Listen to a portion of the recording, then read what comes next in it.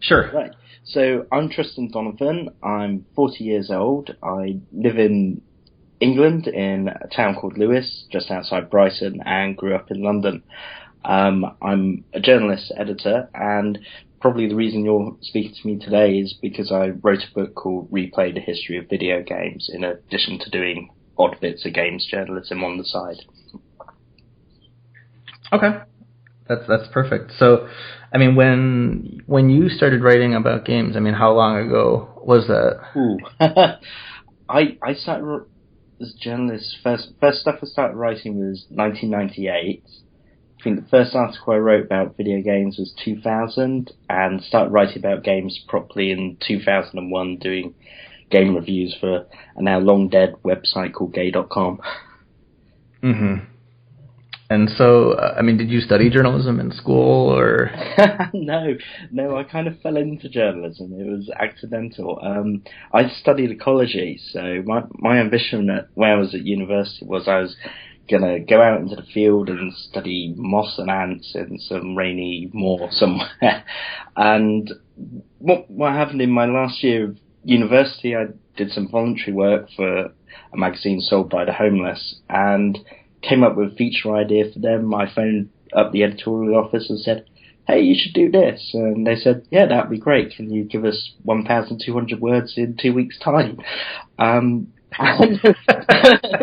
it kind of snowballed from there. I did it, I loved it, and didn't think about standing in muddy fields ever again. I mean, this is always a weird question to answer in hindsight, because I think stories of people who end up writing or doing journalism type things, I think it feels rare, at least in my circles, where it's people who are like, oh yeah, I've always wanted to do this, I always knew. I mean, did you have a sense when you started writing about games, or when you started doing journalism in general, sort of what you were hoping it would be a path towards? No, I just wanted to write. I wanted to I just enjoyed going out there, finding an interesting story, and then getting, you get that kind of access where you're going and getting to ask all the questions you don't normally get to ask, and then telling other people about it. And the topic didn't, and to an extent still doesn't matter too much to me. I never had this kind of big, I must be a games journalist drive. I just wanted to be a journalist. And, I've written for all kinds of places. I like human stories. I like writing about people. I think that's usually the most interesting topic. But, what exactly it is can vary quite a lot. So I'm quite generalist in my sort of outlook. And games, I played them and I was interested in them, loved them, and it just seemed natural. It's like, well, I should try and write about games as well.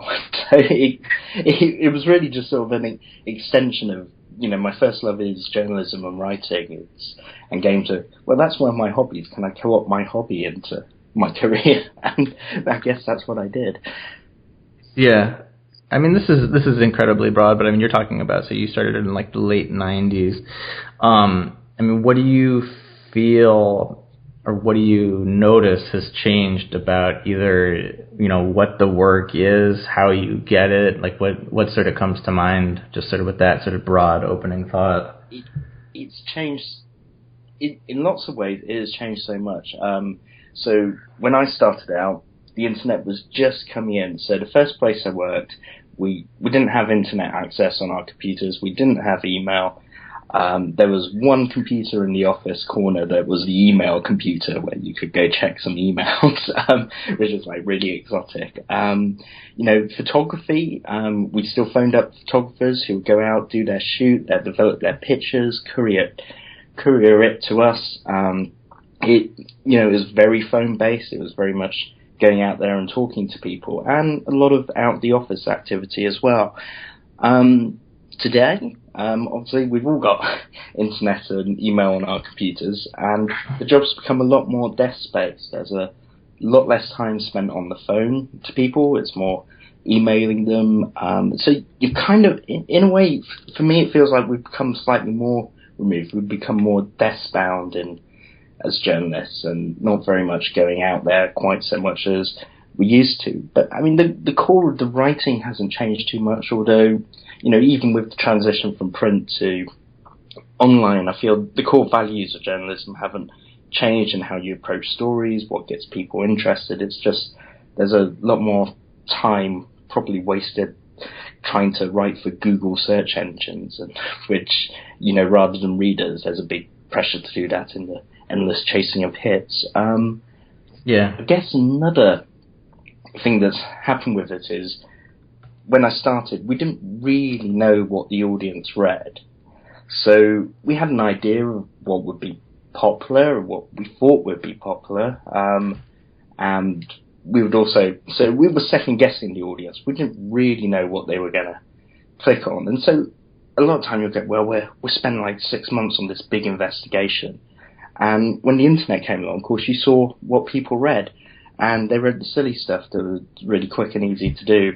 And the big investigation that cost a lot of money and time, hardly anyone read it. So in a sense, there was this kind of big push away from, I suppose that more paternalistic version of journalism where you go, well, we're going to do this story because we feel it's important and you should know this, whether it's the story you want to read or not. Whereas now it's kind of like, well, we know that I really want to read it.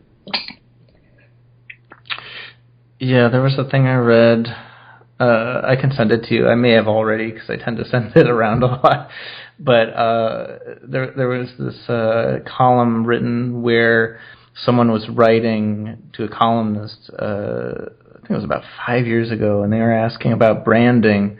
I think this was like a journalism student. They were writing to this columnist asking, what is your advice for branding? And I think this is a concept that probably, maybe it mattered 20 years ago, but I don't think it was like forefront to the discussion of like doing journalism or being a writer. I think the jobs have changed so much, even like to be a freelancer around this stuff, where sort of you are expected, or there is an expectation to sort of be on call via social media to either to defend every sentence, predicate, and suffix. And I don't think that was the case 20 years ago. I know you mentioned there was one computer, but do you remember getting emails like that 20 years ago? No, not at all. You'll get letters written in green ink because of the extra effort that would be involved in writing some mad letter and putting it in the post. Fewer people did it. Now it's really easy. But I think the thing with branding is, I suppose what's changed is there was always branding, but it was the publication that you were working for. It was, the overall product. So it's the name of the website, not the individual journalist. And I think that's changed quite a lot. Now, individual journalists are sort of having to become mini brands even within publications they write for.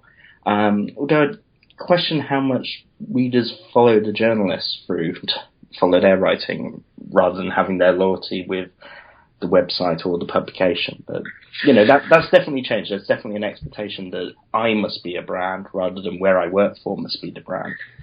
So what does that mean for for journalists to be a brand? You're not talking about like we have to start selling shoes, do we? I hope not, because I'm useless at selling.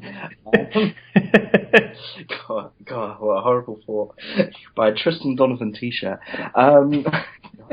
It comes with the Tristan guarantee. Yeah, I guess it sort of does two pools. It makes us more like columnists. So we tend to be more exaggerated in our opinions to kind of stand out from the crowd. It's, you don't stand out if you're doing fairly straight reporting work, because really you're just telling other people's stories. You're just a conduit for that. Mm-hmm. And it's time. It sucks away time doing all this stuff on Twitter and Facebook. This is time you could spend working on stories, but it's time spent kind of going, hey, I'm here, I exist on the internet, just like everyone else. So it sucks away the time that you have to actually go out and dig for stories, and I'm not a big fan of it, but, I started in 1998, so I was kind of there as it happened, but I was still kind of old enough that I'm still a bit kind of wedded to print at heart. I don't really write for anywhere that's print now, but, my heart's in print, even though print's kind of dead. Mm-hmm. That's interesting. So, you remember sort of before the internet. I don't know when. I know IGN was the first website I ever went to, but I don't remember sort of when the games writing landscape became what it looks like today. I think it's interesting to your mention of we didn't really know what people wanted. Can you talk a little bit about or maybe what those earlier days of writing about games and those sort of shot in the darks writing looks like compared to, I know that you've done replay, but I'm not sure if you have that experience as well of writing for a lot of different places today as well. But that's two questions in one. But wherever you want to go with that, I'd be interested to hear. Yeah. Well, I guess back then it was kind of, lick your finger, put it to the wind, and kind of, it was kind of guesswork. You kind of felt like, well, this is our brand and kind of what we're about as a publication, and we're going to try and write for what we think that audience is. So I guess when I was doing game reviews for gay.com back in the day, I was kind of thinking, well, our audience is gay people, so, if a game's got an angle there, we're emphasise that. So something like Space Channel 5, it's camp, it's kind of outrageous, we're going to pay more attention to that than the latest FIFA game. That's kind of where we would see the difference. So now, of course, we'll have a better idea of what rocks the audience's boat. So there'll be a much, I guess it's a bit more scientific than that, rather than trying to imagine your reader, you're kind of there going, well, we know this kind of stuff gets lots of hits and interest or lots of comments. So if it's more in line with that, then we should do it that way. So we kind of get pulled to where the statistics of the past say we should be. So we've come, I guess we're leading the audience less and following it. I don't know if that really answers the question. But I don't know if any of my questions have answers. go ahead. Replay as well. Replay didn't really start out as a kind of, I had an audience in mind. It was just me. I wanted to write a book. So yeah. I kind of, it was kind of a selfish act in a way. I sat down when I want this kind of video game history book, and I figured, well, I'm a writer, I should go out and do it. So it was very much kind of things I wanted to bring into discussion of video game history, like kind of, putting Europe back on the map and trying to talk a bit more about the context outside video games, because video game writing tends to be very insular. The only thing that matters in the world of video games is video games, and there's nothing outside it that impinges on it.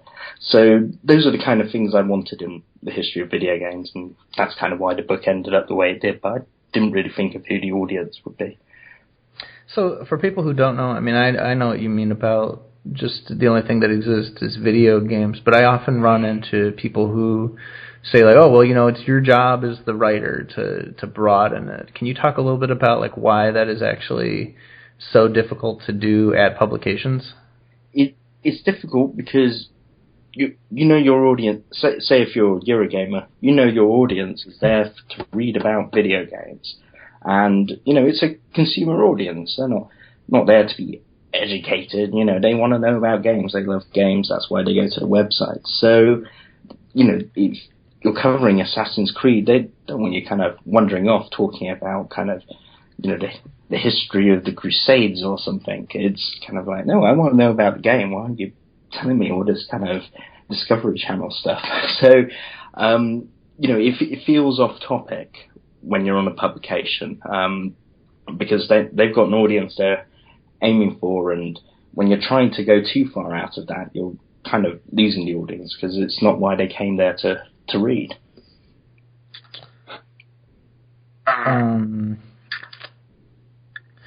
What do you notice about the way that game sites, when they do approach sort of more hard-hitting reporting or writing, what do you notice about just the way they seem to go about it, or the topics that they focus in on?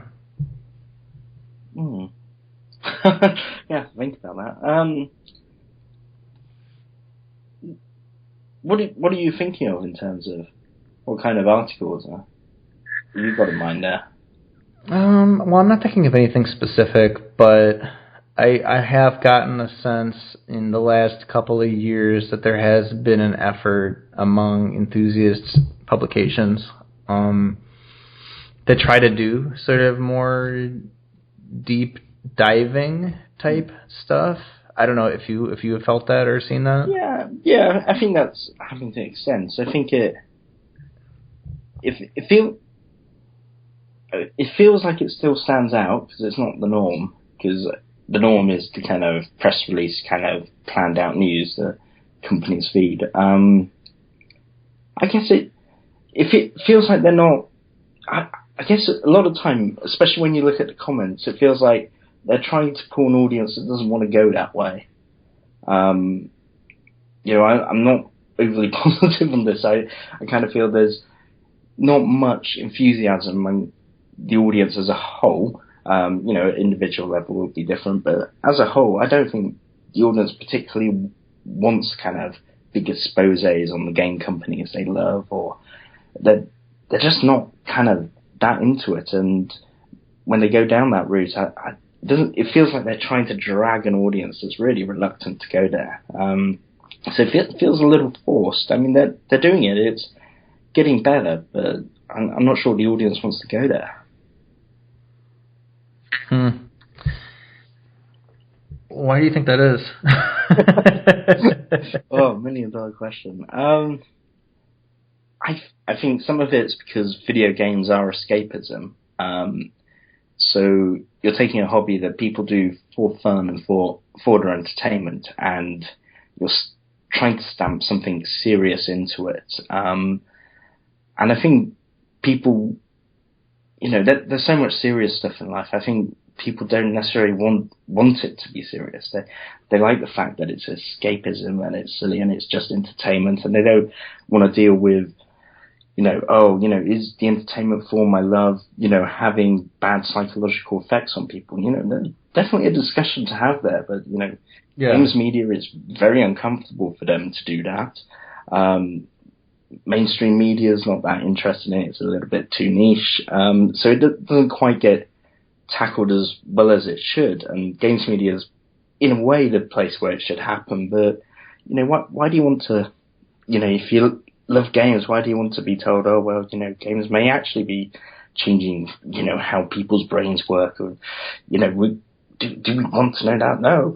So I think that's why it's sort of turning your hobby into something serious that you may not be up for. This is about fun. I mean, people watch sports for escapism as well. They don't necessarily want it all to be about dodgy fraud dealings of FIFA. Please check that for libel. We've heard. We have heard, allegedly. I mean, you had said, in our emails, you sort of have felt or noticed that conversations around games online can be pretty negative and repetitive. I mean, is this something you remember all the way back to, the late 90s, or even when you were a civilian before you started writing about them? I mean, when did you start to notice or feel that? I didn't notice it back then. It may well have been, but I think it was all too new. Technology was moving so fast back then. I mean, you remember in 1998, it'd been like 2 years of kind of PlayStation. Doom was still new. 3D was like, wow, we're kind of in the 3D age. It's such a kind of revolution. So it seemed like it was, and then the internet and multiplayer came along. So, it always felt very new, and it settled down a bit, I guess, in the past 10 years. The improvements are more incremental now, not so revolutionary each time. So I guess it began to feel a bit more samey then. What was the rest of the question? Oh, well, just basically, you were saying that it seems like the conversation can typically be negative or repetitive. And, I was just wondering sort of like when you started to notice that, as opposed to just sort of, like when you sort of recognize like, okay, this is actually what it is, instead of like, I have a feeling like this is what it might be. Yeah. So I guess with the repetition, I think as, naughties kind of wore on, I guess I started feeling that more. That might just be a product of me being around, paying closer attention to it, so it felt less fresh to me as someone who was writing about games and feeling like, I want this to be talking about something else. So that might just be a professional perspective. And when I was a civilian, I didn't really notice it. I notice it more now. Negativity, well, that seems to be a product of this decade mainly. It was definitely building up prior to Gamergate, but I mean, for me, Gamergate was like this kind of the year the utopian promise of the internet was exposed as a lie. It's like, it really kind of crystallized that actually the whole atmosphere online, it just got really nasty, and people just hating each other over something that should be fun. It's actually, for me, it's kind of put me off games a bit. I still play them, but it's definitely weakened my interest in it. It's it's a horrible little culture that's kind of built up, and I know statistically people who comment on stories are tiny minorities of readers. Most people read articles and never comment. They don't contribute to that online conversation. This online conversation is a giant row between actually a small subset of the readership, but it taints everything. It kind of feels like it's defining the atmosphere, and it's kind of depressing. So when you were writing, you were writing for it's a gay-focused games website, or what is gay.com for people who are not familiar? It was, I forgot when it shut down, probably 2003. It was like sort of first wave of .coms. But it was a website about all gay issues, and basically I just created a video game segment within it, mainly because I knew people there and I wanted to write about games. And since then I've gone on to write for places like Edge, Eurogamer, Gamma Sutra, so I've gone away from that side of it, but that was on my career for a year or two. I mean, were people coming in there, and were they being sort of the awful, toxic ways that we've seen spill out over so much of the internet today around video games? Was that around before 2003 on where you were writing? I don't remember it, and I'm trying to think now. It's possible they didn't even have comments. It's a while back, so I have a feeling they didn't actually have comments. I don't actually ever remember reading a comment there, and it's not because I was like trying to avoid the comments section. So maybe they didn't even have it. It's so long ago now, I can't quite remember. Yeah, I know. I was going to look at my computer clock, but that must have been 15 years ago at least. Yeah. So, I mean, but do you remember any of those? I'm always fascinated to hear about these conversations, because that was something I helped do at The Onion, was help start their game section. And I remember some of those trepidatious early conversations and skepticism about well, why should we cover games? Were you responsible for sort of helping flesh out a game section there? What do you remember about those email threads or conversations to establish that? What sort of was management's thinking, and what was your approach? It was basically I was cheap, so they weren't too bothered financially.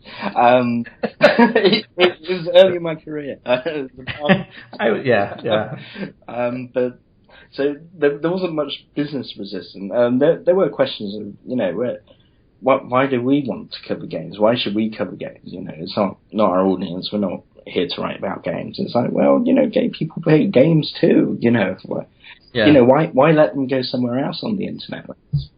Write for them too, and save them leaving your website. So it kind of worked from that, and it was really kind of a bit of a handshake deal. It wasn't like some big plan, and it was kind of a small startup. So it was kind of different perspective. But I think there was a little bit of why should we cover it? And back then mainstream publications really paid no attention to video games at all, unless it was the odd bit of controversy over Doom or Grand Theft Auto. And I guess they didn't really see there being an audience, because I suppose the first generation of people who played games were in their early 20s back then.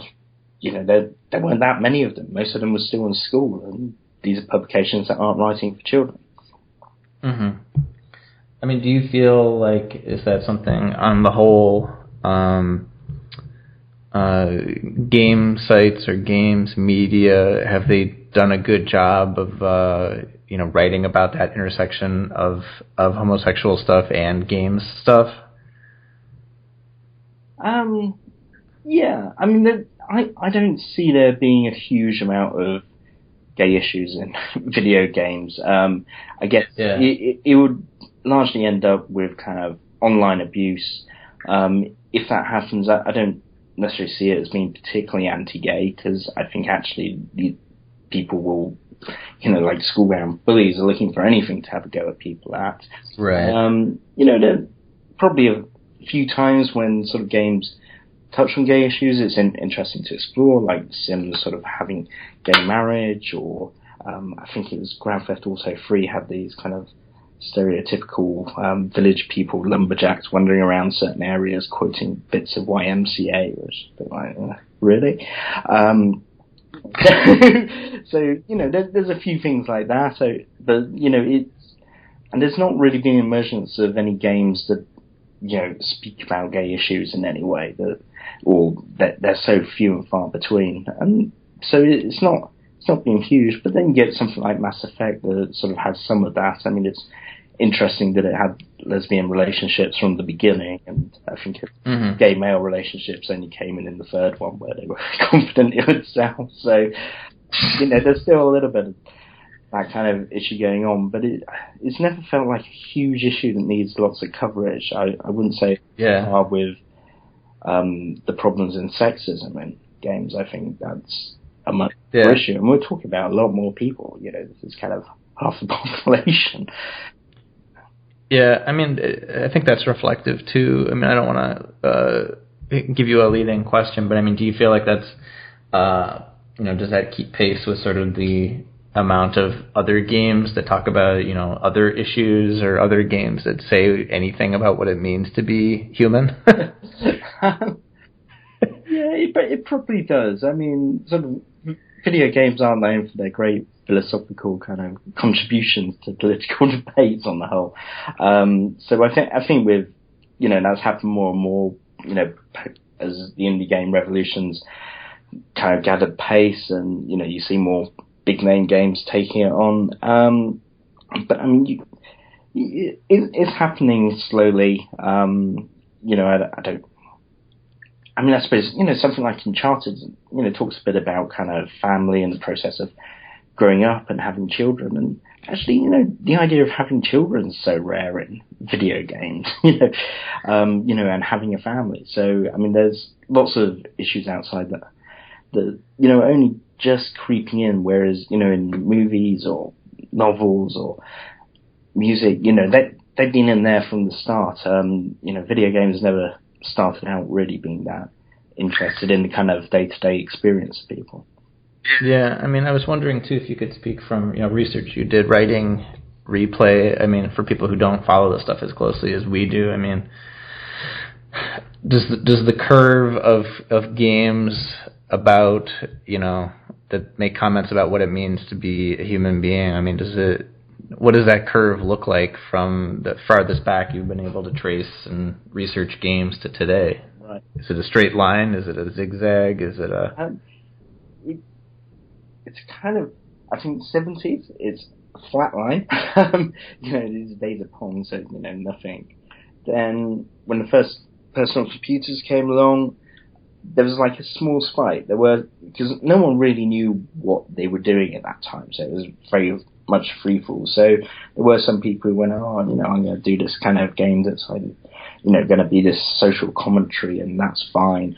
Explore the issues of terrorism through games or whatever it was. So I think there was like this little uptick in the first half of the 80s, and then I think it kind of flatlined again, probably until, I don't know, probably till about 2000, the kind of PlayStation 2 era. And then it's been creeping up slowly, probably gathering pace a bit in the last 6 years.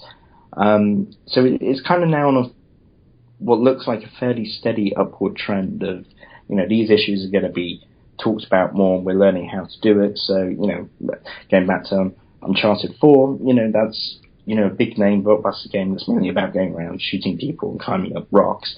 But, that's brought some of it in. And so I think we're seeing more and more of that, and it's kind of gathering pace where it's slowly diffusing into it. And it doesn't have to be some big extreme political comment. It's just like a little touch of life. But I think it's been fairly untreated until the last 15 years. So I'm curious, too, from taking that perspective, the long view. I mean, usually I ask this question and people take it as some sort of joke and they laugh, but do you feel like the game industry, does it learn from its mistakes?